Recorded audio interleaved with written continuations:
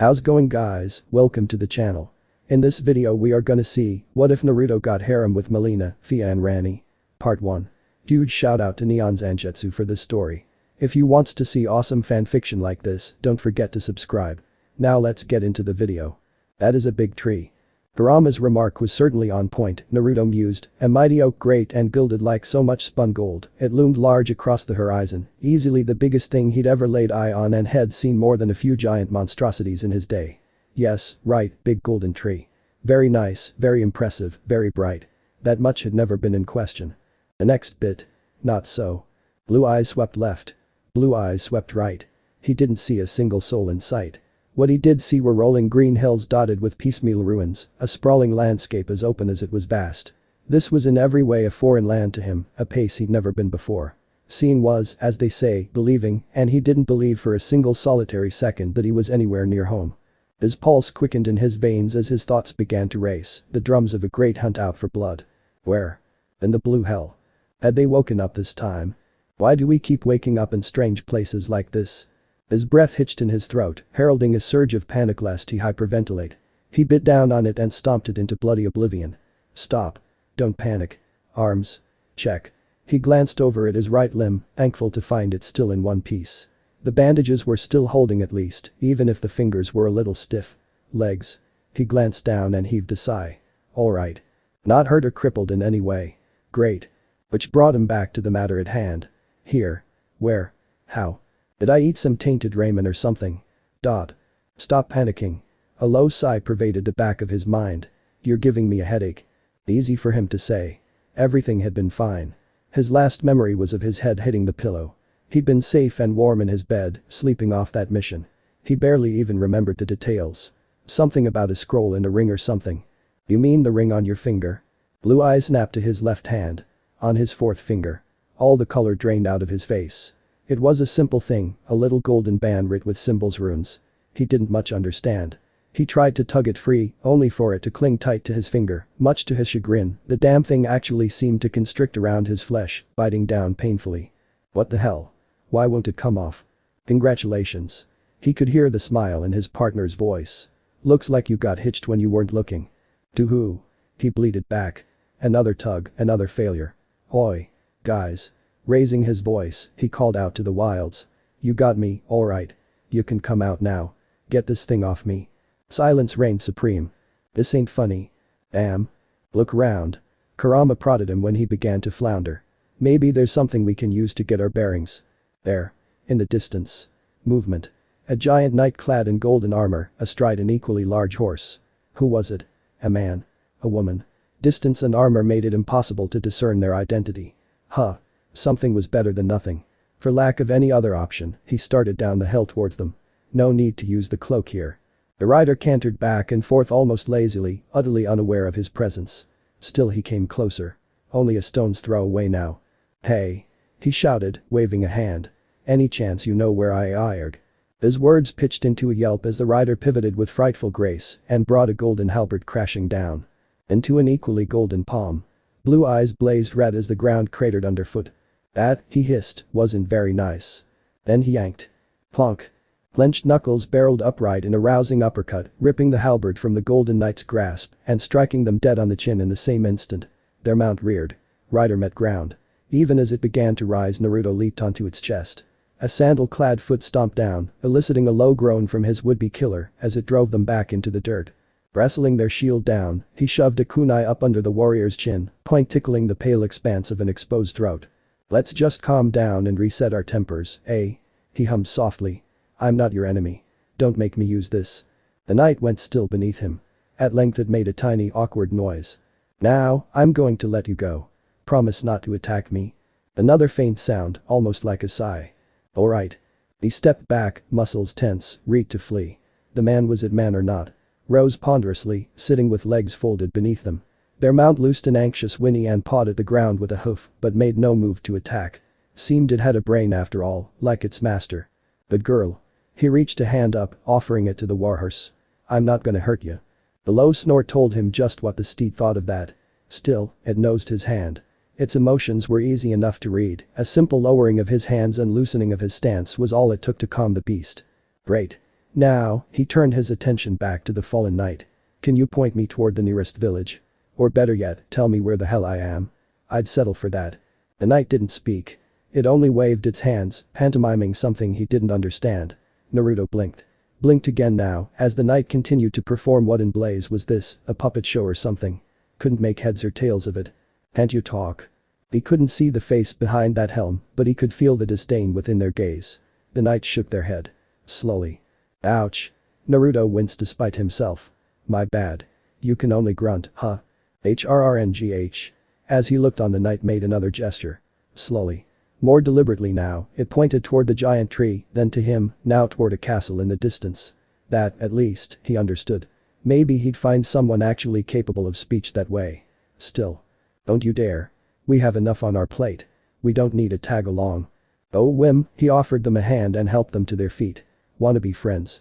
Rather than offer anything in the way of an answer, the warrior turned away and began to retrieve its fallen weapons. Boy. Here at last, the great sentinel paused, hefting their halberd and shield. Naruto tensed anew, ready to flee at the first sign of trouble. He didn't relish the idea of killing anyone, but he wasn't about to stand there and be killed himself. He stood his ground as it stalked back toward him. Only then did he realize how damnably tall it was. It stood tall, looming head and shoulders over him, brimming with unknowable intent. Wow. He looked up. You're a big one, ain't ya? Tense as he was, he couldn't help but jump as that heavy halberd slammed into the soil, buried deep. The shield joined it a moment later, crashing down with such force that he felt his teeth rattle. And he wasn't even the intended target. Eh? What are you doing? Bereft of its weapons, the knight paid him no heed whatsoever, instead removed its gauntlets, exposing pale hands. As he looked on aghast, the golden knight knelt before him and bowed its head low. Kneeling. Was this knight actually kneeling to him? Why? Slowly, almost ponderously, it reached up to its helm and began to undo the straps there. With only a minor grunt, the sentinel removed their helm. An ebony curtain cascaded down their back, spilling down broad shoulders. With reverent grace, they set their helm aside, raised their gaze, and looked him in the eye. Naruto's jaw clicked open. Oh. He managed less than eloquently. So that's what you look like. Bright green eyes blinked back at him, set within a stern visage and framed by those midnight tresses. Her face bore a jagged scar, hooking down from her forehead to well under her right ear, or what remained of it. An old wound by all accounts and healed, albeit poorly. Pink with age, younger than he expected. His tongue betrayed him in spectacular fashion. So you're a girl, huh? Why didn't you say so? Her eyes narrowed, thin lips pursed into an angry line. She opened her mouth to retort, but rather than speak, jabbed a finger just shy of it. Kurama hissed in his head. Naruto winced himself when he beheld the mangled bud of flesh there. He'd been right on the money, and yet now, he sorely wished he'd been wrong. She didn't have a tongue. Someone had ripped it out. Huh. It had been a while since he felt anger. Who did that to you? She just stared. Fine. He'd fight that battle later. You got a name? A shake of the head. When she made an irritated noise, she stabbed her finger into the dirt and scrawled a rough message. I no longer have one. I was the tree sentinel. No more no less. Another pause. She wrote another line beneath it. I have failed in my duty and disgraced the Erd Tree. Slay me. When she made to write again, he caught her wrist. She stabbed a finger at the message. Nope. His brow furrowed. Tree sentinel. That wouldn't do. Everyone deserved a name. Even a mute wounded wretch like this. His temper stirred again, and he shoved it down. Who would wound someone like this, tear out their tongue, and leave them alive? It just wasn't right. He couldn't imagine living a life without speech. It horrified him. The wound was old and healed, but maybe he could do something about it. Thoughts for later, he supposed. Lady, I gotta call you something. He flailed for a second, thinking. Tree sentinel. Gave up and mashed the words together as only he could. I've got it. I'll call you Trish, then. He snapped his fingers and stabbed one at her. How's that sound? Meshed the words together, a little. Amazing, right? The tree sentinel made a baffled noise and shook her head. Nope. He smacked his lips. I deny your denial. That's your name now. She made a waffling movement with her right hand, telling him just what she thought of her new title. A faint smile creased his lips. Hey. I did the best I could, alright. I'd like to see you come up with one, you cheeky brat. She glanced toward the message she'd left. Almost longingly. Sorry. He hummed. I'm not gonna kill you. Not gonna let you kill yourself, either. Why don't you come with me? She reared back, eyes wide. A hand touched her chest. Her lips parted, mouthing a single word. Me? You see any other giant knight here? He batted her shoulder. come on, it'll be fun. Well said. A new voice intoned behind them, cutting him short. I did not expect you to best the sentinel in such a manner. Perhaps you're the one I seek. Where did she come from? I didn't sense her. Naruto pivoted, just in time to watch a young woman appear out of the ether. The sentinel stilled behind him, watching the newcomer intently. Greetings, her manner was smooth as silk, traveler from beyond the fog. Manifesting from a swirl of blue light and clad in black of cloak, this fresh stranger hid her face from the mordid until she reached up and tugged down her hood. By contrast to the stoic warrior he'd only just befriended, here stood a young woman with chestnut hair, fair and fleet of foot. Her left eye was bound shut by a strange black mark, the like of which he didn't understand. As he looked on, she knelt before him, almost gingerly, as if she were afraid of spooking him. A slow, ponderous silence pushed between them. At length, she broke it. I am Melina. Her lone eyes met his. I offer you an accord. This world was absolutely broken. Naruto realized this fundamental truth just before the first night passed, and what an ugly truth it was. He'd known this wasn't his world. He could accept it much now, albeit begrudgingly. Everyone and everything he'd encountered here, with very few exceptions, tried to kill him on sight. Well, good for them, but he wasn't about to go down without a fight. Again, that didn't bother him. What bothered him was death. Or the apparent lack thereof in this world. Tonight, they'd taken refuge in the crumbling remains of a church with a rather curious merchant, well outside of Stormvale Castle. The man had been more than happy to offer a great many wares at discount and a hint about howling wolves in a place called Mistwood in exchange for tonight's protection. As leader, first watch fell to him, leaving him to tend a lonesome fire, while his companion slumbered near a half-demolished wall. His gaze flicked their way, make certain no harm had come to them while he wasn't looking, then swiveled back to the darkness. A mute girl and a woman who could vanish into thin air made for strange bedfellows, he felt. Quite the merry little fellowship we're forming. Kurama remarked. I'll say. He nudged the fire with a stick. What'd you think of him? The big one's easy to read, but the other? She's more than she seems. You alright? Just a little shaken. He had every right to be, given what he'd witnessed today. They'd stumbled into soldiers on the way here. Not the chatty sort, those. They hadn't been willing to back down, and an attempt to skirt them led to an attack in turn. Trish had beaten them to a pulp. No contest. He'd managed to drive the rest away, but the deed was done. A small shiver shook his shoulders. He'd recovered from that much, even forgiven her for attacking blindly. He couldn't find fault with that. Not so what came after. Said men had been alive and well after they rested at one of these grey sites. Alive and well. They even seemed to recognize them, if only because they weren't quite so eager to engage a second time. For reasons he didn't understand, enemies seemed unable to die here, and if they did, it didn't stick for long. Did that apply to everyone, or only certain persons? Did he even want to test it? Broken indeed. A fitting term, given all this talk of shattering and broken rings and whatnot.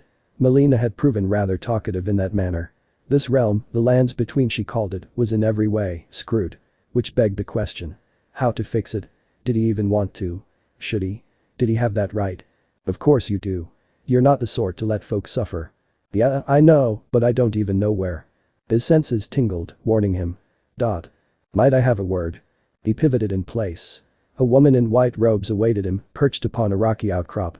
4 hands folded in her lap. Blue hands. He tilted his head, trying to get a look beneath a wide-brimmed hat she wore, and succeeded at the last. A lone eye regarded him from a cherubic face, pale as can be. A pleasure to meet thee, tarnished. Her voice was low, husky even. I am the witch, Renna. He knew a lie when he sensed one. That's not your real name, is it? She didn't answer.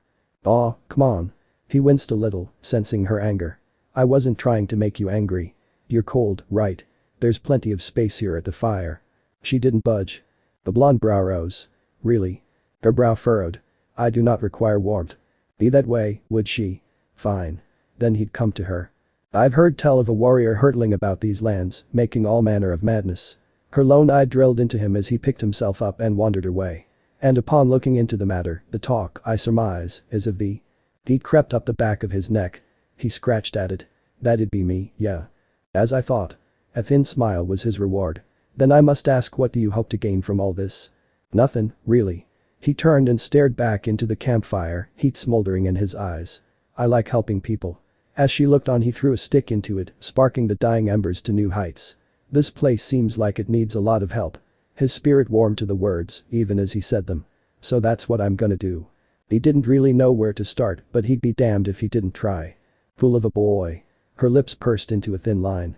You cannot save everyone. He laughed at her. Actually dared to laugh, as he hadn't in a long time. See, that sounds like a challenge, and I've never backed down from one of those.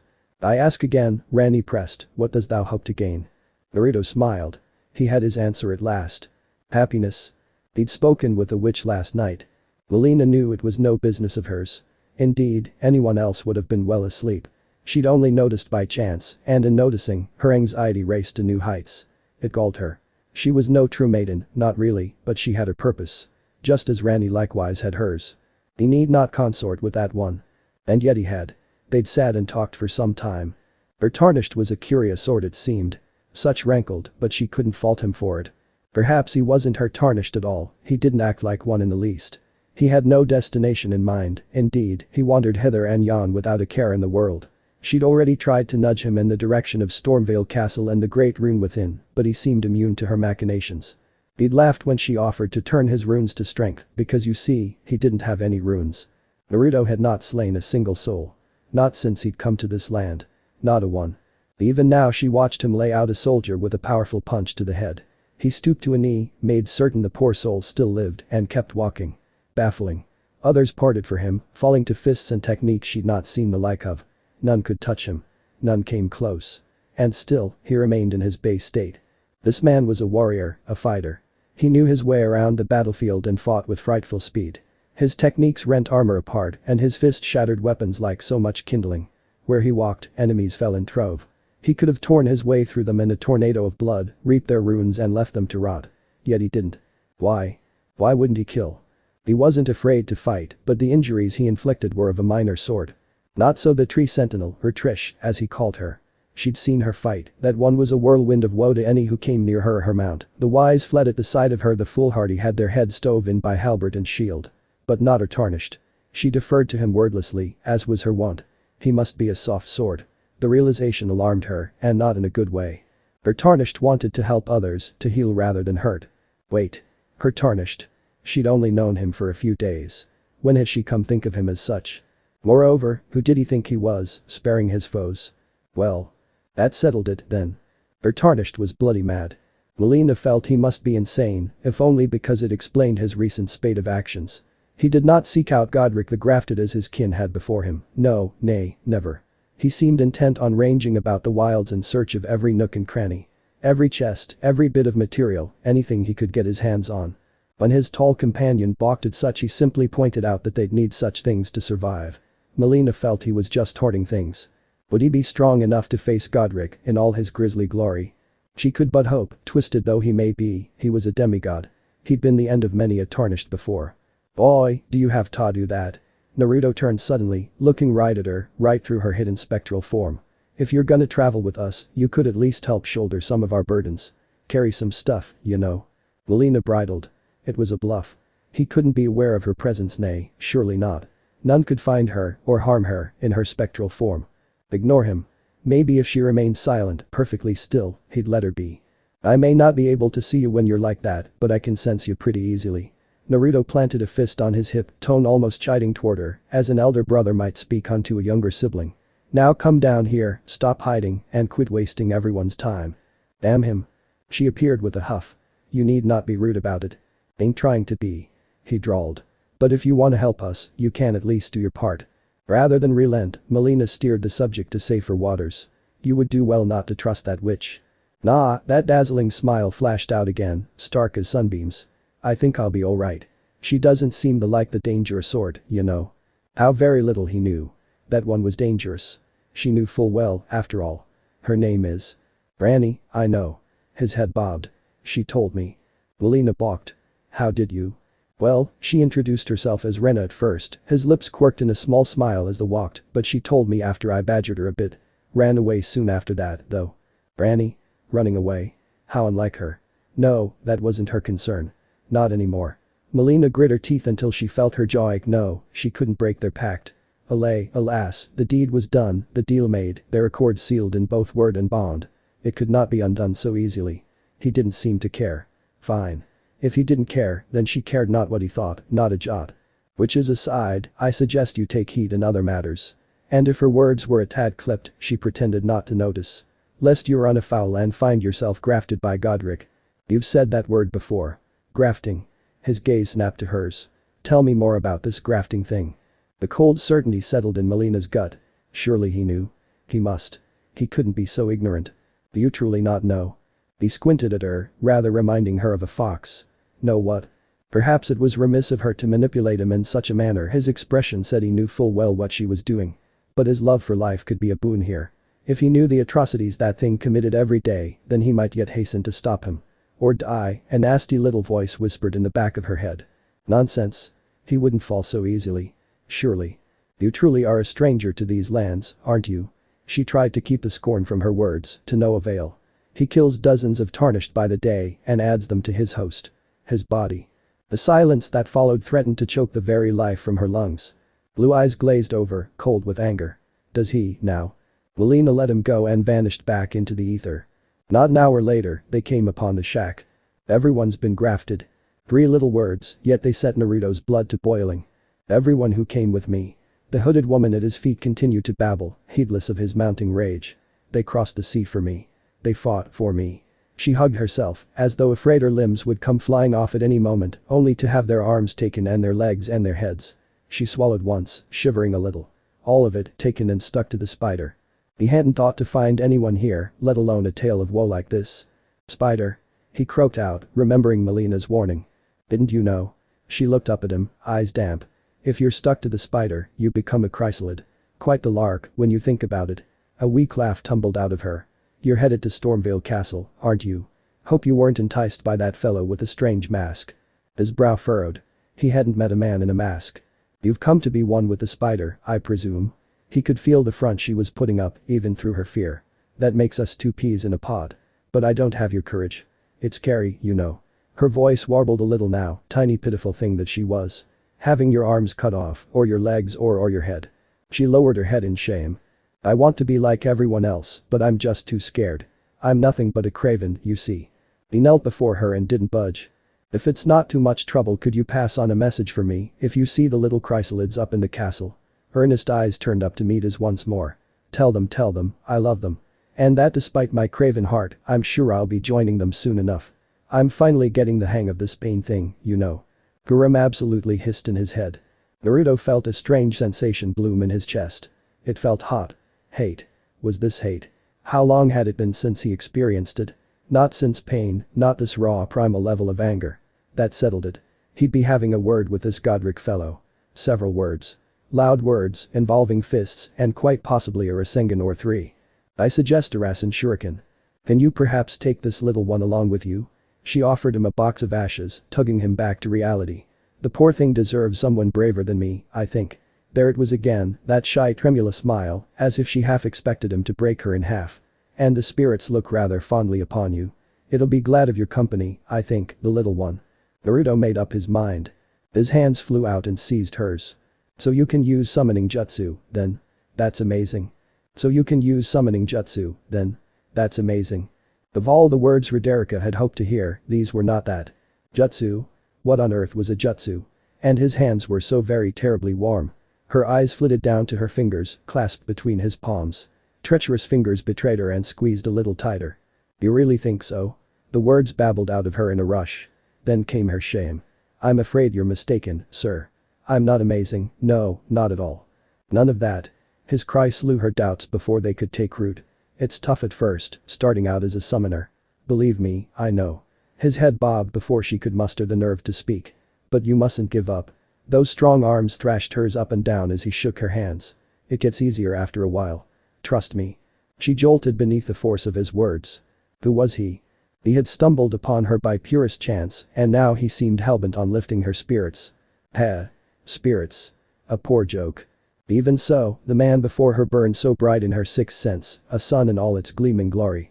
Even the Erd tree itself seemed dim by comparison. Oh, no, such thoughts were blasphemy. Speaking of which, he had a bloody tree sentinel right there behind him. Couldn't they read minds? She'd heard the stories. And really, what was he doing with a sentinel, anyway? That brute had nearly felled more than a few of her friends before Godric's men came. Would that giant knight lop off her head? You should come with us. Roderica's neck nearly suffered whiplash. The word emerged as a tiny squeak. I couldn't possibly, I'd only slow you down, and it's not safe out there. The blonde brow quirked. Ain't much safer here. He was right about that much, a strong breeze could knock these walls down. Look, he raised a thumb to his mouth, just shy of his lips. Let's compromise. If I beat this Godric guy. The tree sentinel made a disbelieving noise behind their helm. Then would you come with us? Naruto finished. Could he? This particular tarnish did not lack for confidence, if nothing else. But did he possess the ability? Could a mere mortal ever hope to best a demigod? She'd never laid eye on Godric the Grafted, not herself, but she'd heard tell of him all the same. Legends had it he was terribly strong, even in his waning age. Powerful enough to still be Lord of Stormvale, even after all this time. The roads would certainly be safer. Roderica shook her head a moment later, refusing to dwell on such. But you can't. He's much too powerful, even for someone like you. Great. His smile told her she'd fallen right into his trap. Till then, I'll leave you with a guard. Just in case. Before she could think to stop him, he bit down on his thumb. Blood sprayed forth. Roderica jerked back, hands flailing to protect her face. What are you doing? This. He grinned, took 3 long strides backward for safety, and slapped his hand against the ground. Summoning jutsu. Smoke sprayed forth as runic script burst forth from his palm. A dark shape emerged from within, looming large over the shack, larger now, largest still. Roderica looked up, squinting against the haze. What was that? An enemy dragon perhaps. It was so terribly large. A sudden gust of wind swept the smoke away. The tree sentinel made a terrified noise. Roderica stood in agreement. Not a dragon. Nay, not at all. She felt her jaw click open all the same. That is a very large frog. Toad, actually. Naruto corrected. They're touchy about that. Why? Bloody blasted thing was bigger than a house. Yo, Naruto. The beast bade the blonde greeting because, apparently it could speak. Oh gods, she felt faint. Long time no see. Hey Gamakichi, her fellow blonde waved up at the monstrosity. I need a favor. Would you mind? Roderica barely heard the enthusiastic exchange that followed between the unlikely two. She retreated inward, withdrawing to a tiny inlet of calm within her mind. Even then her world swam anew and she felt faint. Not only did he have a spirit inside him, but he could summon them. How paltry that made her seem. He hadn't even summoned something from the ashes, this was a living, breathing creature and a Hutchigaton and Tothizamus. Hey. The summoner blinked, drawn back to reality by the tugging of her sleeve. Just stay put with my buddy, here. The blonde man offered her his hand. I promise he'll protect you. I'll be right back. Bold, this one. Did he even realize what he was saying? Her fingers curled around his, ever so gently. Might I have your name, sir? Nepheli knelt before the dead man and paid her respects. Be proud. She touched a hand to the chest of the sundered knight shivering at her feet. You were a fine warrior. Your only mistake was your choice of master. Her hand eased the dented visor shut, obscuring the bloody ruin of the man's face from side alongside his last gappers. Rest, now. Let the winds lift you to a higher place. The warrior expired beneath her with a rasping gurgle. It almost sounded like a sigh. She straightened with one of her own. Such a pity. Though their lord was rotten and their bodies twisted within, these were fine fighters. It shamed her to slay such. But it was her duty. They could not be suffered to live, not as they mindless monsters they'd become in the wake of the shattering. Now for Godric. She would face him and slay him, or die in the offing. The door slammed open. Nepheli jerked back, reaching for an axe, prepared for an attack. She had time enough to take in bright blue eyes, whiskered cheeks dimpled in a scowl, and sunny blonde hair. Then he was upon her, all but flinging himself into the room. You. The word burst out of the intruder in a shout that shook her bones. He both looked and sounded fed up beyond measure. Don't you dare. Nepheli found herself standing at attention despite it. Me? You gonna attack us like everyone else? She shook her head slowly. Nay. Not on her best day. Not when he was covered in that much blood, none of it his own. Had he waded through the castle to get here? And who was that giant of a woman after him? She couldn't even fit through the doorway, such was her height, she had to physically crouch down just to look in after him. Closer inspection revealed golden armor, a familiar halberd and… Oh shit. Nepheli's blood ran cold. Tree sentinel. What was a spirit's damned sentinel doing her? Tarnished, are you? She took the initiative for what it was and made curt introductions. I am Nepheli Lu, tarnished, and warrior, here by decree of my father.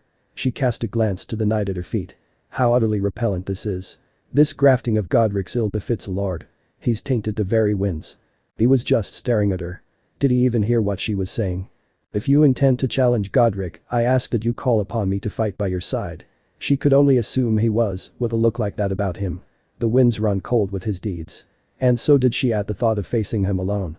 I'm certain father would permit me to aid you in the coming battle. Did I hear right just now? The man stormed forward, claiming her attention once more. You after Godric? Her brain fizzled under his direct gaze. Yes. Blue eyes sparked with wild fury. That sounds grand. So we're all in agreement. Godric needs to pay. With his life. That is my only demand. On that much we agree. Great. Naruto clapped his hands and leaned back against the ruined corridor wall, regarding the trio before with a merry smile. I'm so glad we're finally on the same page. His piece said, he turned and fixed Nepheli with a glare. But not death.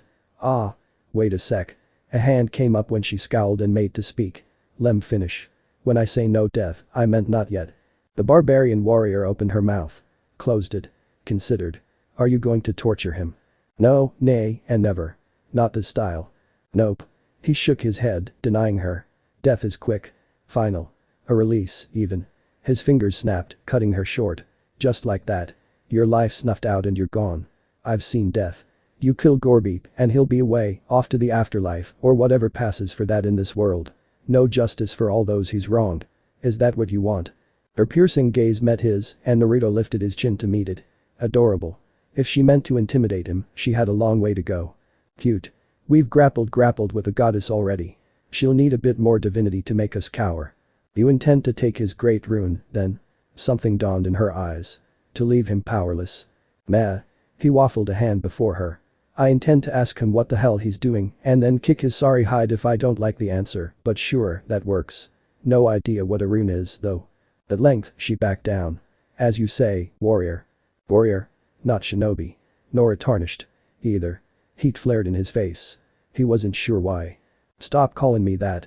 He grumbled, looking away. He's not getting away from his massacres that easily. Trish made a disbelieving noise and folded both arms before her armored bosom. Naruto rounded on her, feeling somewhat bemused. She'd donned her helmet anew, the silly girl. Doubtless to try and hide her face from him once more. Clever but next to useless where he was involved. Even now he could sense her emotions roiling like a frothing cauldron. What? You don't think I can do it? The mute tree sentinel granted him a grave nod. Once, such a lack of confidence would have stung, rankled him in the worst of ways. Now. He simply smiled. Everyone always underestimated him. Some of his greatest foes had thought him little more than a harmless breeze until this breeze kicked up an almighty hurricane and thrashed them within an inch of their lives. She'd been no different and there would likely be many more in this wild warped world who though the same. Fine. Let them. He'd been doubted before, ages ago, considered the underdog, the worthless, the wretched. If everyone in the lands between would doubt him every step of the way, well. Seeing the looks on their faces when he pulled this off. It would be all the sweeter. I ain't gonna die. Cursing his lack of height, why did she have to be so damn tall? He stepped to her and patted her hip. Don't worry. I've got this. Trish pivoted away. This time, the sound she made sounded nothing short of petulant. A polite cough echoed behind him. Ahem. Now he came to the third and final member of his merry little band. So? He planted both hands in his pockets and squared up. Got something to say? Melina reared back a little, alarmed and not liking the look on his face. Tarnished, are you angry? Nope. Maybe his reply was a bit too quick because her good eye narrowed upon him. I'm not. Whatever gave you that idea? She was watching him like a hawk. Not her fault, he supposed. If his face looked anything like what he felt right now, well. It might be more than a little terrifying. There was no need to be afraid, really. He was hardly looking to lash out and hurt someone. No, just Godric. He'd never met the man, never lay eye on him, but something told him he wouldn't like what he found here today. Really, anyone holding the surname of Grafted wasn't going to be a good person. No matter what he said, what he did, it wouldn't bring back the hundreds of lives lost here. Nor could he. For all his strength and skill and speed, Naruto knew he couldn't raise the dead. And that made him angry. In all fairness, Naruto wasn't trying to be scary, truly. He just couldn't recall the last time he'd been this furious. This was a different sort of anger than he was used to, righteous and pure, burning white hot in his chest like the sun itself. He held it close to his heart, that molten core, and kept it warm. He'd seen the horrors of Stormvale Castle. The carnage hanging from the ceiling, the ghastly grafting of the spider, a beast he'd had no choice but to put down. All those people. All those lives, molded together, fused in a ghastly amalgamation that made his guts growl just thinking about. All the while, the band on his ring finger burned, as though it too were affronted by the horrors here. Naruto spared it a black look. Blasted thing still wouldn't come off. He was beginning to think it was more than some mere wedding ring. But he had more pressing concerns. The chrysalid's memento was a heavy weight in the sealed pouch set against his thigh, an ugly reminder of Roderica's words. Everyone's been grafted. She might want to see what was left of her men. He would give her that much. His patted it just to make sure it was there. Initially his optimism had nagged at his thoughts, arguing against him, wanting to believe there was a reason for such horror, but now, none could argue against this. He'd seen too much. The death. The festering piles of flesh, feasted upon by rabid dogs. No matter what some might say, there was no good reason to rip apart people and hang them from your ceiling.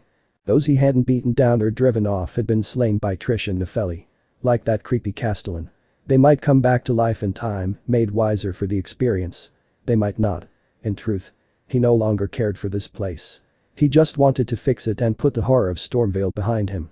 Anyone who delighted in this was wrong. If your lord would do such, your lord is evil. Godric had to go. No two ways about it. Others had tried to stop him before if Melina was to be believed. They'd failed.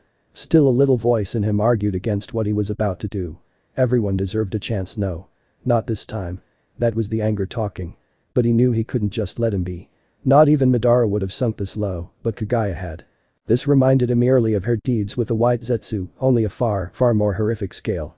Few would have sunk this low, grafting other people together to make these abominations. There was no saving them. Any of them. He'd had to put them down. And the knights defending them. You will triumph, tarnished. Melina's voice tugged him out of the fog. That is my belief. Naruto quirked a brow, half expecting a lie in her words. He found none.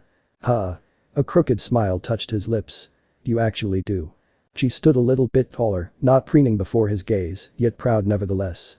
Her open eye regarded him intently, and not for the first time he found himself wondering just who she was. For all her claims at playing the part of a maiden, he couldn't help but feel she was more than that. There was a purpose in her, a power held back, leashed by her will alone. For all he knew, Melina might just be the most powerful person here. There's a lord you're about to face. Her next words proved his suspicions. Do you require my aid in the coming battle? Kurama offered a low whistle. Well, aren't you easy to read? Not this time. He held up a hand to forestall another argument. Stand back and let us handle this. Her brow grew stormy. I am quite capable of defending myself. I don't doubt that, his voice cut in, a bit sharper than intended as he took her by the shoulders. But I don't want to see you stuck to that thing. The color drained to her face, her good eye seeking the fog door. I understand. I shall abstain, just this once. Naruto let her go, watching only absently as she retreated to her ethereal form. Only then did he exhale. Crisis averted. Tarnished could die over and over, that had been made quite clear to him, but he wasn't keen to throw his companions into the fire. Nefeli was probably safe in that regard, but Trish and Melina might well be mortal for all he knew. Trish was probably going to fight whether he wanted her to or not, but she was tall, armored, armed, and had her spectral steed. Against someone known for fusing people to himself well, he wanted to spare Melina that, if only for a time. Alright, then. That was settled now for the matter of their unseen watcher. He'd felt it for the last hour, an unseen presence gazing upon them from afar, stalking them, observing their efforts. It loomed close now, closer than ever before. Why hadn't it attacked? Was it waiting for them to face Godric, the better to stab them in the back? The thought soured his mood even further. Kurama's warning did little to help it. He's over there. I can sense him. Restraining a grimace, he craned his neck past one of the ramparts, over the fallen corpse of a troll, down the deserted corridor. Blue eyes narrowed. There. The mounting sense of peril loomed large only yards away. He took a stance, preparing himself for the attack he was sure would come. Any moment now. They were exposed here.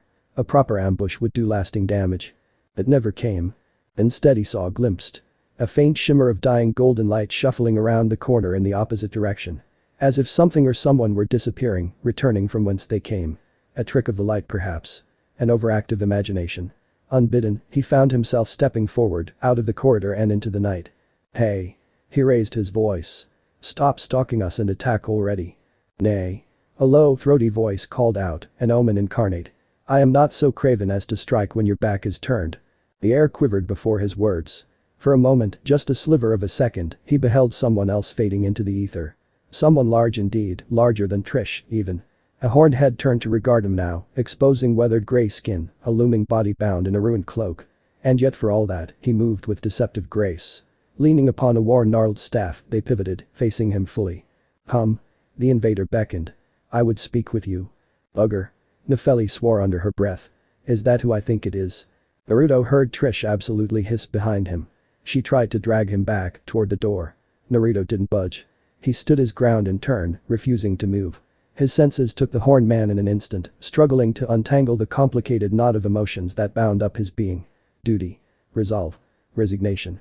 Tired, so very tired, and full of bitterness. He wasn't sure if this was an enemy. Instinct said yes, but his heart said no. He dared a step forward. Still, the stranger made no move to approach nor retreat. What is thy business with Godric? That ominous staff tapped once against the ground, an eerie bell tolling for them. Choose thine words carefully. You already know, don't you? Naruto stalked up to him, forcing a swearing Nepheli to follow or be left behind, and Trish in her wake. You've been hounding us since we set foot in this castle. He stopped a stone's throw away, well within reach of that cane, then crossed both arms before his chest. A name would be nice. Margit will suffice.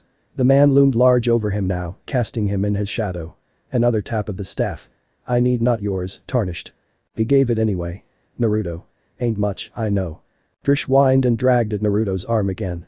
The horned man's gaze snapped to her, taking in her armor at once. You tamed a tree sentinel. His bushy brow rose, considering her as one might a cracked gem. Curious. Is she perhaps no? He made up his mind a moment later. Disgraced, then. Fallen from grace. Your betrayal sullies your order. Trish wilted. Boy. She's not a failure, you. And here I see the daughter of Lu. His all-seeing gaze swept over Nepheli next, causing the dusky-skinned woman to bridle and turn. Pitiable. That grey face twisted in a sneer.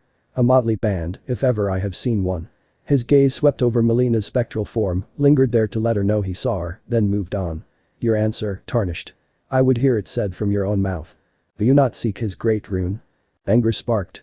Naruto felt himself convulse in a full-body shudder. This again. It was too much, the whiskered warrior flung up his arms with a cry bordering on explosive. Runes, runes, runes. What is it with you people and runes, eh? I don't even know what a rune is, yet they're all everyone and anyone wants to talk about here. Listen. Stepping forth, he stabbed a finger against Margit's chest. I'm here to stop him from hurting anyone else. That's all. Truly? And what about you? Another jab, heedless of the absolute behemoth before him. Are you working with him, to a third stab upwards now, seeking the heart beneath his bony ribs? Well, answer me. What do you have to say for yourself? Huh? Margit did not gape. His jaw did not click open, and he certainly didn't balk like some flustered fool. He was too refined for that. But he did blink. 3 seconds passed. 3 full seconds in which no one moved or even dared to breathe. Bitter laughter filled the air. Naruto jerked back, startled by it. Margit wasn't laughing at him.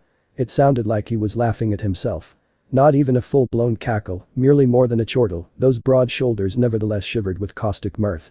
Leaning upon his cane, he bent his head low, rumbling deeply. Thou art a curious sort.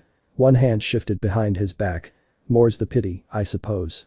That same hand blurred, slamming a massive spectral hammer down at Naruto's head with impossible speed. A single backstep defeated what would have been a death blow. It crashed down at his feet, sending Trish and Nepheli flying, even as he stood firm. A sandal-clad foot stomped down on the golden edifice and shattered it in a shower of light, leaving the omen grasping naught but empty air. Hand fingers snaked out, snatching at his wrist, reeling him in with ease. Foreheads collided with an awful crunch. Blood spattered. Horns flew through the air. Well. Margit clutched at his face and stumbled away, sounding mildly impressed for the first time since he'd met the man. Thou art of passing skill. Warrior blood must truly run in thy veins, tarnished. Are you done? Golden sage eyes blazed up at him, heedless of the blood sluicing down his own visage. Because you will be if you try something like that again. Margit flicked his cane forward. Less than an inch from Naruto's face the cane came, close enough to catch the cursed scent coming from within. He slapped it aside in a parry and lashed out in a critical hit. Clenched knuckles found a new home within Margit's gut, folding the larger man over him with a dull wheeze. He was still there, gasping for air, when those furled fingers opened to reveal a Rasengan. Margit tried to draw back. Too little. Too late. Wild blue light keened in the air, rising in a roar of defiance both borne by jutsu and man alike. And then he was away. Naruto didn't see the moment the jutsu launched him, but he heard it all the same. It left the towering demigod sprawled on his back, one hand reaching out in vain. Pity stirred in his heart. He'd warned him. He really had. Why did no one listen to him in this blasted world? How many times did he have to prove himself? Even now he'd beaten a man just because he wouldn't back down. Even if he sensed that said man had held back the lion's share of his strength. Your heart ain't in this, huh? Margit struggled to rise once more and failed. Blast you. His duty done, the man slumped, his body began to dissolve into motes of golden light, though his voice yet remained. I shall remember thee, tarnished smoldering with a meager flame. Cower in fear of the night. The hands of the fellowmen shall brook thee no quarter. And then they were gone, vanished once more. Wait. I ain't done with you. Naruto lunged after them, intending to pursue, but Trish held him back. He looked up to find her shaking her head. Leave the coward. Nefeli hefted an axe, eyes burning. It's time. Godric awaits. She was right. Enough stalling. Time to face the music. Naruto cracked his knuckles. Showtime. Morgat was no fool. One did not live to be the last of kings by being foolish after all. Even far from the capital he saw much of what transpired in the lands between, just as he'd seen the look in this one, the gleam in his eye, the steel in his soul. And so he'd chosen to investigate. Under the guise of Margit, he'd sent a projection of himself to test this tarnished only to learn that this was no mere tarnished. He'd felt it during their clash. This was something else. More. Still, he'd had to be sure. He'd learned much during their encounter. And yet more questions remained. What was that thing bound to his finger? That ring on his hand was undoubtedly a rune. He recognized the sense of one, although he knew not whose. One of hers perhaps. Marika might craft such. Or perhaps another. It might even be hers. What the devil was she thinking? Could this one be no? The thorns of the Erd tree would brook no passage. Even for this one. Nothing had changed. Nothing would change. To believe otherwise, to hope, was foolish. He sensed him even now, he was aware of him, a coiled spring, ready to leap if he appeared again. 'Twould be a simple matter to unleash his true strength and strike him down, surely.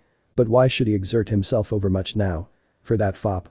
The death of Godric would trouble him not, indeed, the realm would be better off without that madman. Next time. He'd try harder next time. On a whim, Morgat made his decision. Just this once. Just this once, he let them by. There would be no second time. Miracles only occurred once. Naruto was going to die. Trish knew it, no two ways about it. If she let him fight alone like that again, he would undoubtedly lose his life. Because this was a bad place. She'd lost her tongue in a castle not unlike this own. Hadn't she? The memory was foggy. She could not slay herself, for honor prevented it. But still she did not wish to see this twig of a boy throw his life away. If it came to that, she would take the blow for him. It was the least she could do. He, who had bested Morgat masquerading as weak Margit, might just be the one to sit the throne. If only he could get past Godric. To that end, she would gladly sacrifice all. Naruto was kind to her, even with her maimed face, her silent voice, and ghastly disfigurements. He had stood for her, even when the fellowmen disparaged all her failures. She had pledged herself to him. But would that oath end in death? Time would tell. Weak, they called him. Useless. Runt of the litter. Godric the coward, Godric the grafted. Oh, how those words burned, how they rankled and seethed and stung. His very spirit shrieked. It wasn't fair, none of it, not at all, not one bit of it. This rotten world had conspired against him from the moment of his birth even before the shattering, born sickly, weaker than all those who shared his blood, forced to hide, grovel, scrape and scrounge just to survive. All while his kindred looked down on him. And for what? His earliest memories were of their laughter, cringing aside. You? Strong? Impossible. He'd wanted to be just like them. Was that so wrong? Little Godric, they'd called him. They'd turned up their noses, sneering at him. Only a few had shown him even the tiniest scraps of kindness, the merest morsels thrown to him, as one might feed a dog scraps from their table. Those few were gone now. Mild Miquella, gentle Godwin and rebellious Ranni. Dear, dear Godwin and Ranni. Felled by the night of black knives. Miquella gone, vanished to parts unknown. And still the laughter continued, the mocking, the jeering. Fools and fops, the lot of them, unable to understand his greatness. No one understood. Melina had made that clear among others things when she'd brought him low that fateful day. Why, just think of it made him tremble with rage. Well, no more. Things were about to change. All the grafting he had ever done had led him here to this moment, small things at first, enough to give him an edge. Then a troll's body to make himself stronger.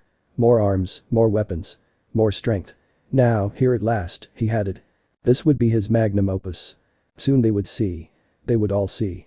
He would have his revenge upon them all. This was but the first step. Mighty dragon, thou'rt a true-born heir.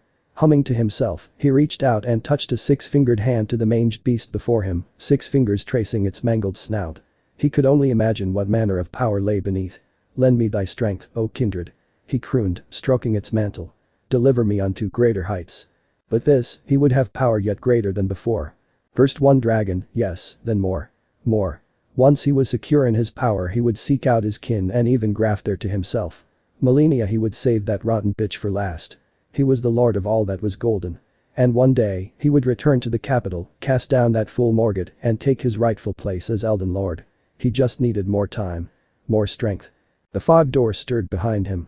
He heard it first, a faint rippling noise as the barrier he'd erected was breached. Indignant, he turned, cloak rippling from his back. Who dared disturb his solitude? Who had the gall? Soon enough, he saw. A young man clad in tattered orange and black rags stalked down the steps, taking them two at a time. His hair shone in the moonlight, blue eyes burned, whiskered cheeks dimpling now in a scowl. Bah! Any anxiety he might have felt withered away in the face of such a lowly wretch. Another fool come to take what was his. There could only be one fate for such. Well, now. A lowly tarnished. He scoffed and gripped the haft of his axe, blood warming to battle as the host of arms bridled upon his back. Playing as a lord, are we? He paused as the fog rippled anew behind him. Not just one tarnished. Another. Some fool of a woman wielding T-axes. And behind them, looming over the rest goodness. A tree sentinel. Here. Excellent. And without one of those bothersome steeds. She, at least, would make for grand grafting material. Today must be his lucky day. He salivated at the thought. But there might added to his own, his grand design would advance further yet, perhaps even enough to seek out that O'Fradden. The blond man gagged suddenly and stepped back, face gone pale as he beheld his glory. How many lives did you graft to yourself? As many as needed. Godric preened, reveling in his fear. And many more to come. I command thee, kneel. His axe he slammed down, brandishing the leonine crest upon it for all to see with a merry cackle. I am the lord of all that is golden. And you are. Ground. Wait. Ground. Why ground, now? Dazed, blinking, Godric's thoughts came back to him. Why was he lying down? Distantly, he registered an awful ache in his jaw and drool training from his chin. Realization dawned, and he found his face made level with the dirt in a way no self-respecting lord desired. Had someone dared to strike him, Godric the Golden. The gall of it all. His rage blazed, hotter than a dragon's flame. Change of plans. Dizzily, he heard the man's voice. He's mine. This was madness. Yes. This was a trick. Some sinister spell. Bed up. He turned his prone form to see that filthy blonde tarnished stalking his way. I said up. His words were a growl, righteous fury made manifest. Take your lumps like a man. Godric tried to rise, only for another impossibly fast blow to catch his chin in the interim. Stars, entire galaxies. Flashed before his eyes as he reeled. He was still reeling in fact, when another blow dented his forehead to send him sprawling. Gravity betrayed him like everything else in this world. His body struck the ground and bounced once, skidding a deep furrow into the ground. What sorcery was this? He hadn't seen either attack, and yet here he was, a demigod, bleeding. By a mere tarnished. Up. He had to get up. Blood fountained forth from his split lip as he stumbled to a knee. I am the lord of. Lord? Through blurry eyes he beheld the blonde, stalking forward, eyes glowing gold. You? He shook his head, blonde bangs swing from side to side. A lord's kindle like a Hokage, when you think about it. He stands up for his people. Speaks for them, you know. Cease your prattling. Godric whirled down at him, axes blurring, seeking his head. Begging from my sight. He gives them a shoulder to lean on when they're tired, a hand slapped it away, snapping his arm out of position. And another to cry on when they weep. A second parry knocked him clear onto his back, and a foot came hammering down after it, forcing him to tumble away lest his face be crushed. Rather than pursue, the blonde waited for him to rise. Only then did he continue. He bears their burdens with them, laughs with them, shares in both their joy and their sorrow, their pain, all of it. What do you know about any of that? His words stirred old memories. Foul memories. It is the duty of the weak to yield to the strong. He closed on him, wind wailing around him, the storm itself answering his call. His weapons closed on empty air. You're wrong. Aghast, and knowing full well what he would find, Godric nevertheless couldn't quell his instincts. He whirled up, alarmed to find the blonde perched atop his golden uplifted axe, like some kind of fell carrion bird, glaring down at him. He doesn't hurt them. Those ice blue orbs burned into him, judged him, found him wanting, and damned him all in the same instant. He does not take advantage of them. He certainly doesn't take until they have nothing left to give. His heel whipped out, cracking him across the jaw. Teeth whistled free. Godric greeted the ground again, caught himself, and tumbled to his feet. You missed your chance to take my head, fool. A miracle can only occur once. Frothing, he slashed out at him. You shan't catch me by surprise again. Then what do you call the second time? An open palm touched Godric's back. Something slammed into his spine. Wind keened. He pitched forward, bearing an awful hole in his torso. But his body remained strong. It would not fall to a wound such as this. He clambered upright, eyes stinging, teeth aching. Ears ringing, he crawled forward. The dragon's corpse. An awful idea dawned in his heart. If he could just get to it. If you, a so-called lord, would do such things, then that makes you evil. A hand closed around the back of his head, grabbing a fistful of scraggly gray hair to hiss in his ear. I'll give you one chance. Tell me you had a good reason for this. He was begging with him, pleading almost. Tell me you didn't kill all these people to satisfy your own lust for power. The groan. Everything I have done. Yes. The blonde leaned in. I'm listening. Is for my own sake. Godric grit his teeth and bucked, tearing a portion of his scalp to get away. The oaf let him go, more fool he. I will stand above them all. I will strive. I will triumph. Alright. Those eyes. Those damn eyes, they scoured his very soul. Just like Melina had. Then you are no lord. Bread fell over his vision. You dare. That's right. The invader spread his arms out at either side, and the storm itself seemed to hearken to him. You heard me. You're no lord, you big bastard. His voice boomed out with a thunderous cry, crackling alongside a bolt of lightning from on high. Look what you've done. All these people. All those lives. It ends here. Now. Today. Never. The faint click of the tongue was his only warning. The blonde slid through his legs and slashed upward with a knife, rending his thigh and something else. Pain. Howling his rage, Godric brought an axe down, but his target was already away, skipping away in the face of his fury. One leap. No more. Then he was upon him. Godric learned another ugly truth then. He couldn't hit him. Left and right his prey swayed, rooted to the same spot, evading his axes with ease until the counterattack finally came. One punch weakened him. Another brought him to a knee. A third sprawled him out, forcing him to flail in a frenzy just to buy breathing room. This could not be. It must not be. A moment. He only needed a moment. Now. When the blonde braggart hopped away to avoid a slam, Godric was ready. In a fit, hacked down on his arm, severing it with a scream. The moment of horror it caused his adversary gave him all the time he needed and yet more. Cackling, he rounded on the dragon's corpse. Here. At last. His moment of crowning glory. Ah, truest of dragons. He slammed his mangled arm into the beast's throat, thrusting it deep. Lend me thy strength. The blonde squawked at him. The hell are you doing? Godric only laughed all the louder. Fool. He could have finished him then, while he was vulnerable. Instead he recoiled as he ripped the beast free and bound its severed head to his will. Such strength. Within moments it was his puppet to do with as he pleased. Now the boy would burn. All of them. Burn. Them, then the world. Forefathers, one and all. He thrust his new toy high, forcing it to belch Napalm into the air. Bear witness. Movement flickered in his lower peripherals. A sneer twisted across his face. One of those wretched women no doubt. Fearing for their friend, they struck at his flank while he was occupied. He barely felt the bite of an axe as it sank deep into his thigh. Her end was nigh. Godric rounded on her and brought his impromptu flamethrower to bear. For a singular, wonderful moment, he watched fear dawn in the eyes of Nefelilu. Unfit to graft, this one. She would burn. But it was not to be. The blonde one barged in from the right and shouldered her aside at the last instant. He saved her, at the cost of himself, vanishing into the roaring inferno, swallowed without a sound. Godric crowed in triumph. At last. Victory. His emotions led to his death. A throaty cackle fled from his lips in a rush of dark glee as he heard the fool's companions cry out. Burn. All of them would burn. First him, then those fool maidens, then everyone. This would be the birthplace of his dynasty. His reign began now. Enough. Naruto emerged through the fire and flames unharmed, burning brighter than the Erd tree itself. Clad in a cloak of black and gold did he stride forth, uncaring as the heat kissed his skin. Blue eyes gazed up at him, red as blood. Steam boiled from his shoulders before his unhurried advance, a stately, leisurely walk while the inferno roiled over him, a pace that brought him well abreast of his new weapon. Godric could have retreated. Could have pulled back. Tried a new tactic. Something. Anything. And yet the look in those eyes rooted him where he stood. He saw something in them. Something terribly, horribly familiar. An expression he'd never seen himself, yet heard tell of many a time and tales spoke hence. Here at last, the lord's heart quailed in the face of that fearsome glare. They looked nothing alike. And yet. He saw him all the same. Great Godfrey. Without so much as a word, golden hands closed around the dragon's jaw, tearing it in the head. Clean off at the base. Still grasping the dragon's severed visage, Naruto reared back with a snarl. So too did his impromptu flail, arsing over and up with savage intent. Godric had time enough to blink as its shadow fell over him. Oh. He managed. And then. Pain. Naruto's arms blurred, and the dragon's head, heavy as it was, could not defy his momentum.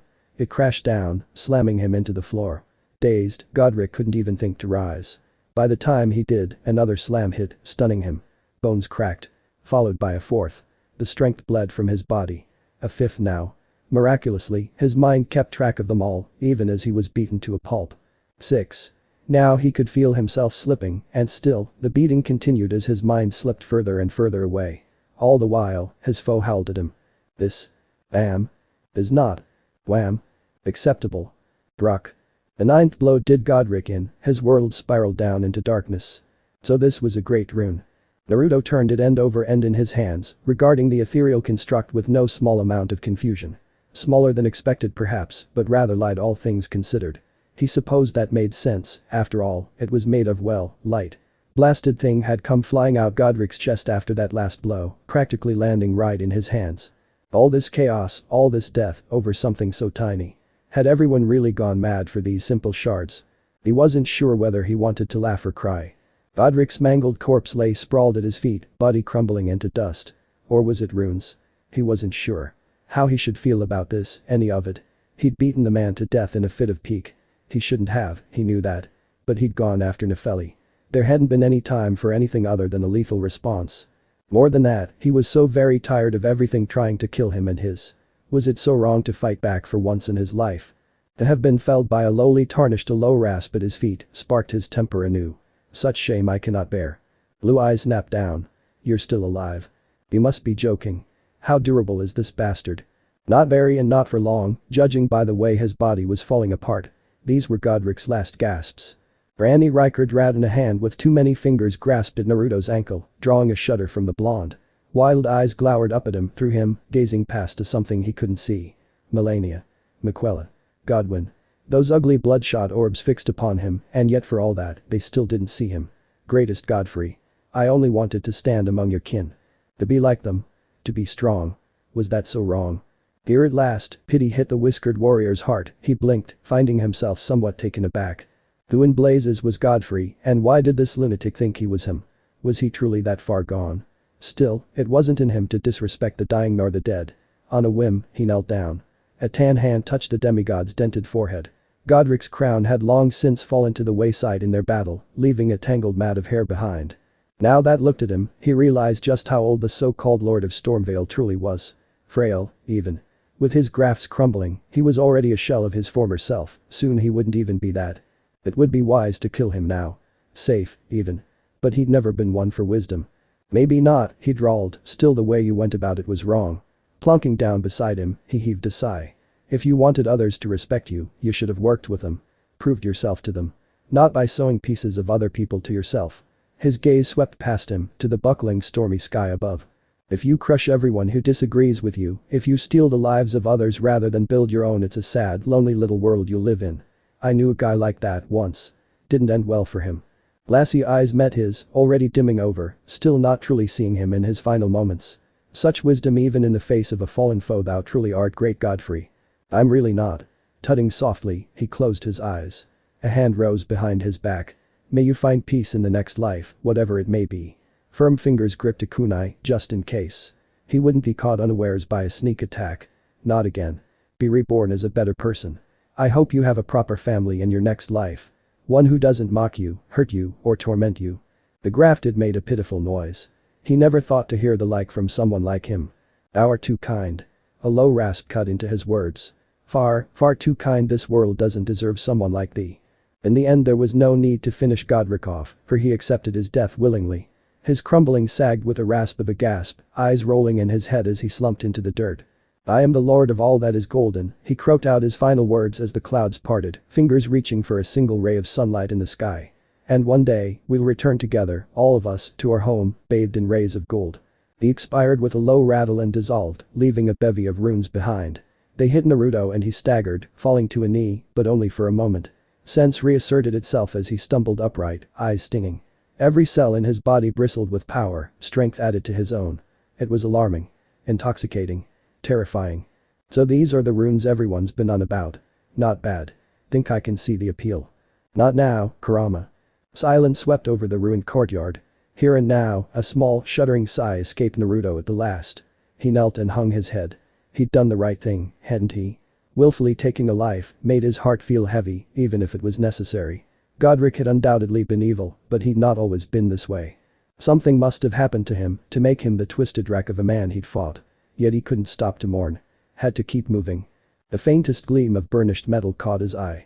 In hindsight, he wasn't sure why his eyes alighted upon Godric's fallen axe, only that they did. On a whim, he reached down and grabbed it. Much to his surprise, the towering armament shrank to fit his grasp. A cursory swing confirmed its weight, and lacking a holster for it, he sealed it away in a scroll. Remembrance acquired. He would remember the man Godric should have been, not the monster he'd become. Forgive me. Melina shimmered into existence at his side, jolting him out of his reverie. I've been testing you. To see whether or not grace does truly guide thee. There was something more to her words now, a hint of respect perhaps, curiosity even, but he willfully ignored it to meet her gaze, whether you were fit to face the challenge that entails. And what do you think now? He quirked a brow, not liking the look in her eyes. Don't leave me in suspense. It seems my worries were unfounded. A faint smile bloomed on her grave face as she regarded. Torrent had your measure from the start. Whereas I merely pretended for a time. Naruto frowned. Was that a roundabout way of saying she believed in him now? Felt like a bit of a backhanded compliment, but he'd take it. Anything to put this awful place behind him once and for all. Surely the rest of the lands between couldn't be so twisted as this. Surely not. Right. What do I do with this thing? He hefted Godric's rune her way. You need but take it to a divine tower to empower it. Sure, great. He mumbled, not relishing the idea of more wandering. I'll get right on that. Naruto turned his gaze back to the rune shimmering in his palm. Thought it felt weak. Are people really fighting over these? Alas, they are. The shards of the Elden Ring are not something to be trifled with lightly. Naruto turned his gaze back to the rune. It shone dully in his palms, alive, devoid of any benediction. He could sense it, feel it pulsing in his hands like the beating of a heart. Almost as if it recognized him, as though it were aware. Perhaps some tiny fragment of its old owner lingered therein. People were fighting over these things. Dying for them. Someone should take these runes. Keep them safe. He could only think of one way to do that, mad though it was. Kurama realized what was about to happen a heartbeat before he acted. Don't you dare. Golden hands moved of their own accord to clench tight round Godric's rune. Then he reared back and slammed it into his chest. Melina cried out in surprise, her cry went ignored. No sooner had she done so than the sigil flared to life, regaining its lost luster.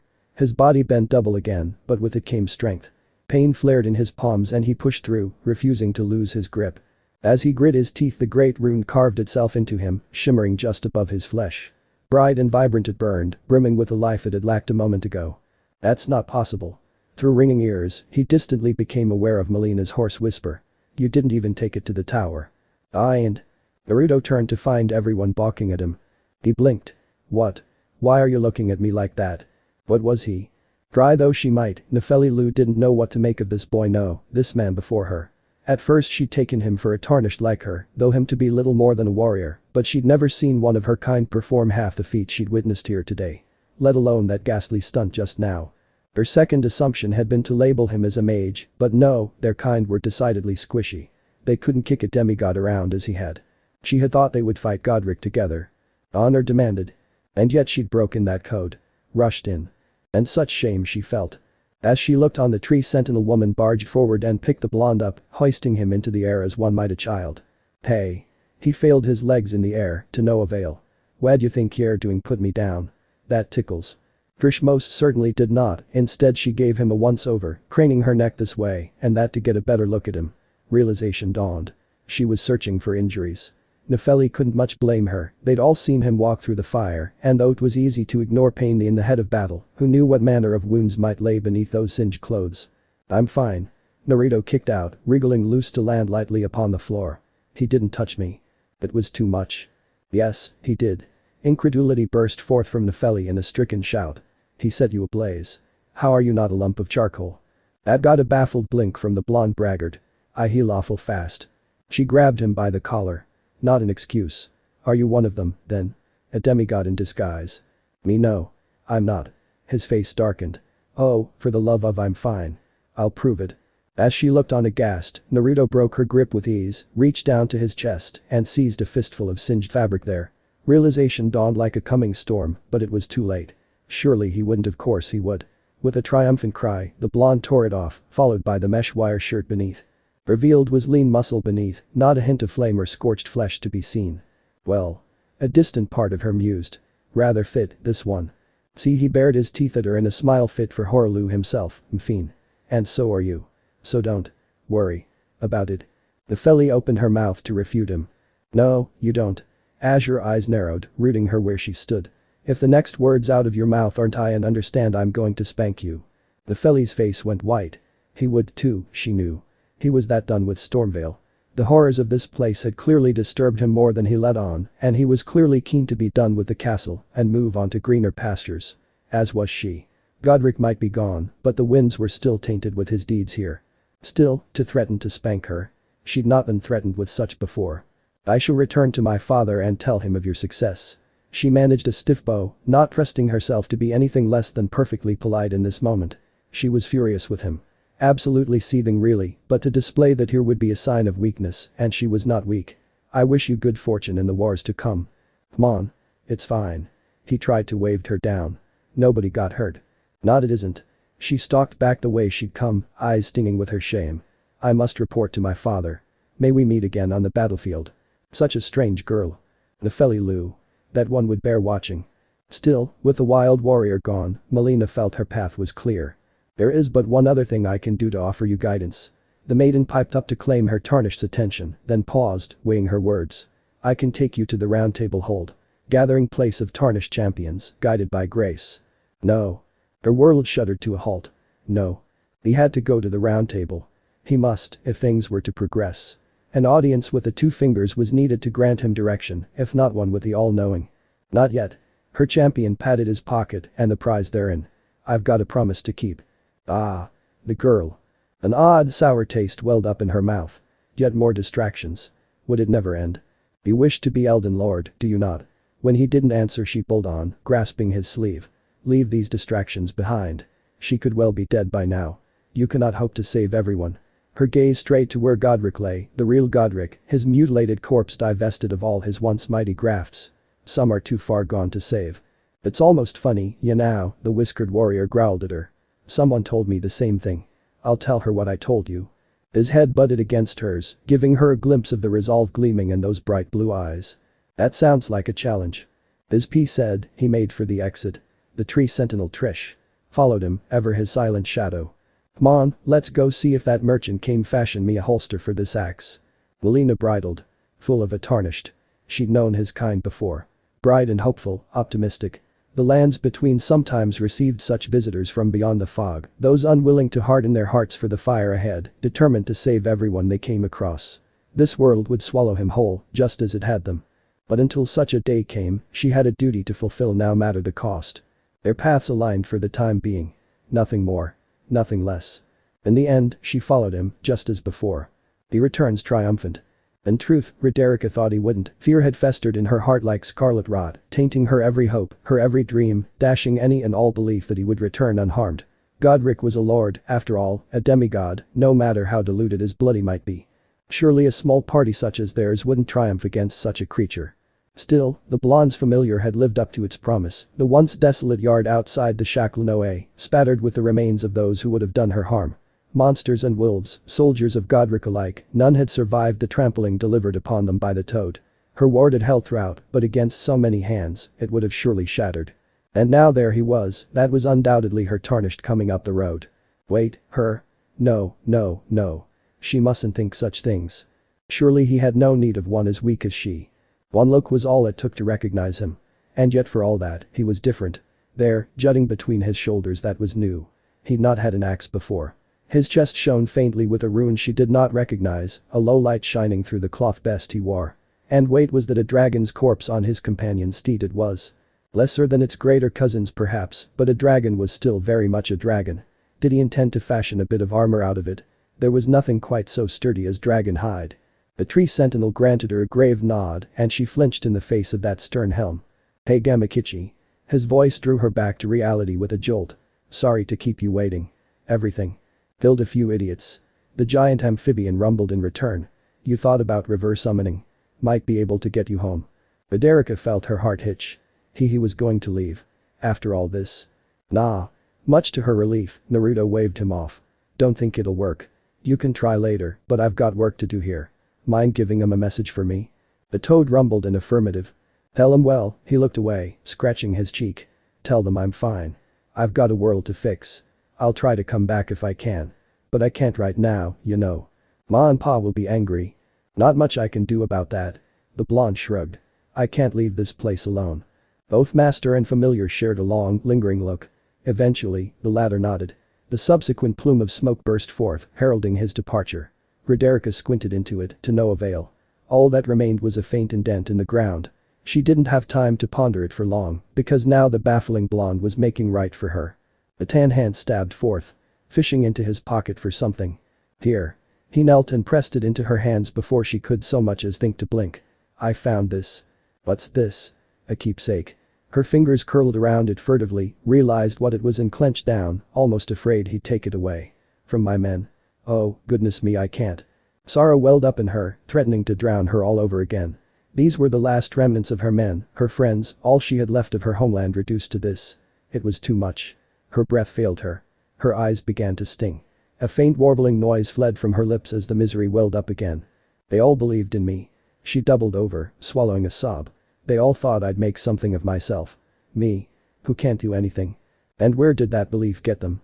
Gone and grafted by Godric. Some of them had been strong. They could have done great things, wonderful things, if only they hadn't been shackled to her. And yet she was the one to live. Little useless Roderica, her only gift a useless one. How was that fair? The gods were cruel. Something shattered deep inside her. It would have been better if I died. The words escaped her in a wail. I should be dead. I should be. Naruto moved. She was only vaguely aware of it in her peripherals. One moment he knelt before her, in the next his arms were wrapped tight around her back. His chin came down over her shoulder, even as he tucked her head into his chest. By Marika, he cradled her, like a child, like a brother would his sister. Roderica sobbed in his arms, an awful ugly sound she was sure he hated. I know it hurts. His voice was a low, soothing hum in her ear. I know you want to scream. But those men and women went for you knowing full well what might happen to them. Don't dishonor their sacrifice by throwing your life away. Those arms were gentle bands around her now, rocking her to and fro as she wept. Don't cry. Remember them. Let those memories give you the strength to take action. Easy for him to say. He was strong. She was weak. She tried to struggle, to no avail. His arms held tight. I'm useless, what can I do? Plenty of things. He didn't release her, not for a moment. I'm sure there's something in this world that only you can do. She wasn't sure how long he held her. Minutes. Hours. It felt like the former, but it could well have been the latter for all she knew. Eventually her tears ran dry, as all things do.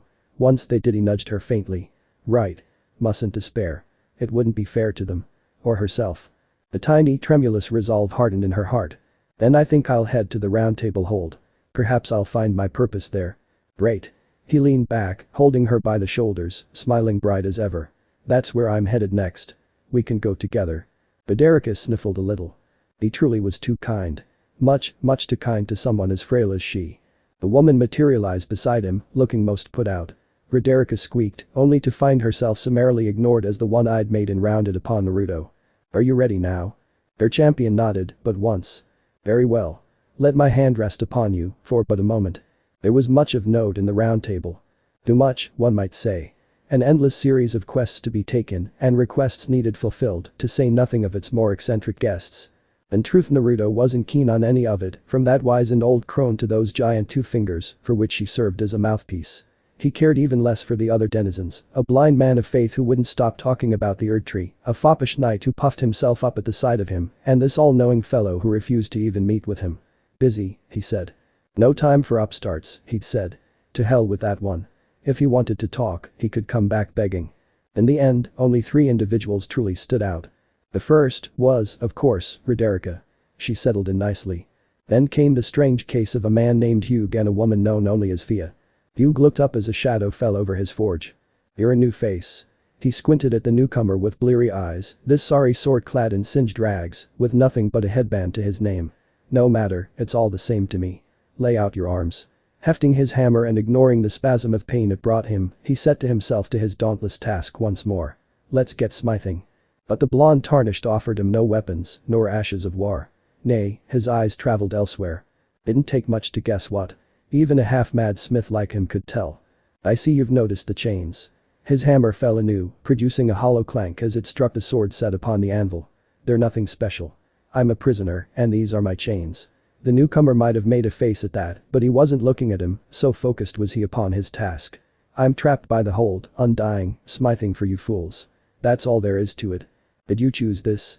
You've nearly missed a hammerstroke. Still, a grim smile settled over his scarred face. He thought this one mute. Seemed he could speak after all. Nah, don't read too much into it. Rise and fall. I've no grudge against you. Rise and fall. My being a prisoner is no fault of yours. To forge a weapon that would surpass them all. Besides, I don't mind smithing. To craft a blade that would make gods fall. Despite my differences, the weapons get stronger all the same. Strong enough to finally bring an end to things. If in time, he grunted when he struck the wrong angle, then corrected himself, technique never fails. Besides, it helps me forget. Even now, he still couldn't quite suppress the sudden surge of dread he felt when he relived that awful memory. The sheer terror of her. The blonde brow quirked. Forget who? It's nothing. Let's get smithing. Credit where it was due, the boy knew when to let things be. I've got a dragon carcass with me. Any chance you could make armor out of that? You paused. Could be. I'll have to see firsthand to know. I'll have Trish bring it up. They chatted for a time after that. Speaking of small things. The girl, Roderica, and the state of the round table. Against all odds, the boy he still didn't know his name, not that it mattered, actually managed to wring a promise out of him to look after the lass, to help nourish her gift, for what it was worth. But in the end words dried up, as they often do, and they went their separate ways. Hugh watched him go, shook his head, and returned. HRMPH. Just another tarnished. He'd seen a few with fire like that, they all burned themselves out sooner or later. This one would be no different. He'd seen the rune in his chest. So what if he'd grappled with Godric in all his grisly glory? Everyone knew that one was the runt of the litter. No, there were monsters out there, warriors and witches who made the grafted seem a child by comparison. Lunar Princess Ranni. Preta Rykard. General Radin. The twin prodigies, Miquella and Melina. To say nothing of Morgott and Moog. There were others out there, too, monsters even more dangerous than the demigods. Abominations that would turn a man's stomach and render resolve such as theirs so much jelly. Weapons would be needed to fell such horrors. And so he would smith them. Until he fulfilled his promise, his curse. Perhaps then, he would finally make an end of things. Naruto stumbled into her room by sheer happenstance. He'd been touring the rooms, trying to find one for himself and Trish, when he found the open door. Oops. He withdrew just as quickly when he saw the dark-robed woman within. Sorry, didn't know anyone was in here. I'll just be going. Wait. A soft, almost ethereal voice called to him. Might I have a moment of your time? Reluctantly, he stepped back in. Greetings, great champion, called by Grace. The hooded woman inclined her head in a polite nod. I am Fia. As he looked on, she tugged down her hood, exposing a pale face and bright eyes, framed by a gentle curtain of flaxen gold hair. A pleasure to meet thee. Same. He waved. I'm guessing you live here, same as the others. In a sense. She favored him with a rueful smile. Circumstances have compelled my stay at the round table hold. He recalled the baleful look Melina had given him before she'd all but dragged him here. Circumstances, right. I know that feeling. Great champion, would you allow me to hold you, but briefly? When he didn't answer, she hastened to explain, perhaps fearing his wrath. Perhaps you could share some of your lively vigor and stoutheartedness. Doing so will grant me the warmth of a champion, and you, I'm sure, will receive a Baldachin's blessing. Confusion flared in him. Another word he didn't understand. Balda, what now? Do you think it vulgar, perhaps? The maiden in black tilted her head. Where I come from, it is a sacred act. Let me be clear, here. You, he pointed to her, want to give me, to himself now, a hug. Just like that. After all he'd been through since finding himself here, it sounded kinda nice actually. What the hell? Fine. Why thanks, great champion. A rare seed of anxiety bloomed in him. So do I come to you, or? Fia opened her arms wide and somehow managed to beckon him with her expression alone. Flickering firelight sent shadows dancing across her face, even as his own burned in embarrassment. It was just a hug. Nothing to get excited about. After all, it wasn't as if they were doing that or anything. Nope. Not a chance. Warily, he crouched forward. Gentle arms enfolded him tenderly, as a lover's might, and pulled him into her bosom. Her breath was a threat in his ear. You are very warm. Huh. Felt pretty nice, this. Is there anything you wish to unburden yourself of while I hold you? A rueful smile touched whiskered cheeks. What are ya, a therapist or something? I do not know what that word means. She didn't flinch at his tone. "I merely wish to see you comfortable." He felt a faint tug on his chakra as she spoke. Barely perceptible. For him it was a drop in the ocean. In the same instant he heard Fia gasp. Something flickered in his chest, near the great rune he'd taken into himself. A faint feeling, a spark of fleeting strength, finite, yet waiting for him to call on at his leisure. Such strength. She coughed once, then continued. "What you felt light up inside of you was a Baldachin's blessing. Though it is but a fleeting thing, I'm afraid. Come back to me, should you require another. I will take you in my arms as often as you need." He stood quickly. She smiled after him. "Then good day to you, my dear." Naruto beat a hasty retreat as only a shinobi could. There was something about the table. He saw it as he left Fia's room behind him. That large shard of grace hanging above its surface had called to his eyes. His senses. Tarnished. Distantly, he heard Melina call out to him. Trish made a noise of confusion. He paid them no heed. Without thought Naruto vaulted the edge, skirted the many weapons lying there and reached out for it. He wasn't sure what he was expecting, the moment his fingers brushed it, everything went awry. The ring on his hand pulsed, he couldn't think of any other word for it, his very fingers felt a fire, as though it were burning from the inside out. "Nay." A tiny faint whisper hissed in the back of his head. "Not yet. Not here. There's work to be done." He touched it, that little speck of light, and the world shifted. Whoa. Naruto kicked back out of habit and realized too late where he'd landed. Gone were the rolling green hills and giant golden tree, in its place, he found naught but dead wastes, lashing wing, and… "That is a big dragon." Naruto looked up. The dragon looked down, rooted where it lay by strange growth seeping from the ground. Its great scaly snout somehow managed to convey surprise despite its great girth. It was trapped, just laying there in the rot. Absolutely massive too, large enough to give Kurama a run for his money. Neither man nor beast moved, for fear of breaking the impasse. Naruto sneezed and the tableau shattered with a roar. "Arg. My ears." He clamped both hands over his head, as such, he had an awful moment to see the flames building in the back of the beast's throat, flames that guttered out with a dull whine as a rather put-out Kurama reared up around him and stomped a golden paw upon its head. The moment of sheer realization made his brush with death all the more with it. "Bad lizard. Calm down." He pinned it with a hiss. "I ain't here to fight ya." It glowered at him, with eyes larger than his head. Then he bloomed anew. "I get it. You're stuck, ain't ya?" The great dragon made a discontented noise akin to a growl. "Boy." He swatted it on the snout with Kurama's arm, drawing an angry cry. "Stay put. Not that you have much choice in the matter." It snarled and made to bite him. "Kidding. I'm kidding.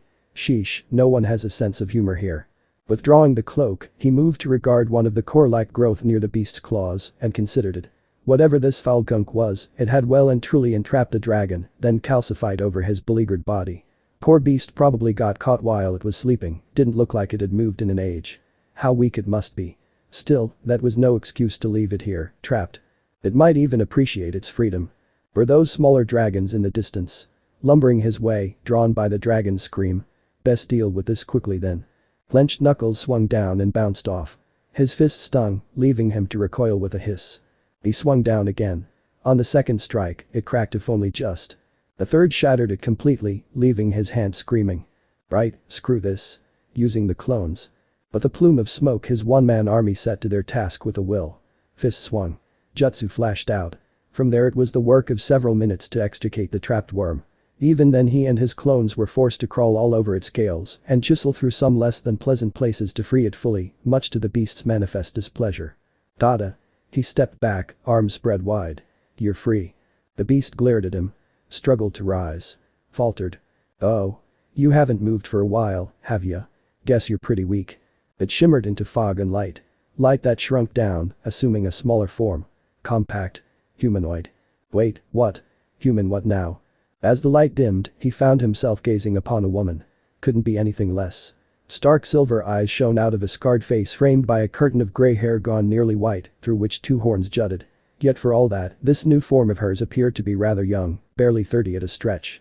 Clad in little more than a tattered white shift, she swayed on her heels, yet when he went to her, she bared her teeth, human teeth at him, in a feral hiss. "Mine body." Quivering arms hugged close to herself, and he glimpsed the shimmer of scales upon them. "Mine limbs." Another shiver, not of weakness, but rage. "You touched all of it." It is his face as he scratched the back of his head. "Yeah, I'm really sorry about that. But it was the only way to get you out. You got a name?" She absolutely hissed at him. "My name is Greril, you knave." "Huh." He snickered. "So dragon girls are a thing here. Need ack. Clenched knuckles crashed into his chin at speed. He was still laughing when he hit a tree. Such was his introduction to Khaled. So this part ends here. I hope you guys enjoyed this video, so quickly like this video for second part of this series. And comment down below your thoughts about this series. And now it's time for me to go, bye.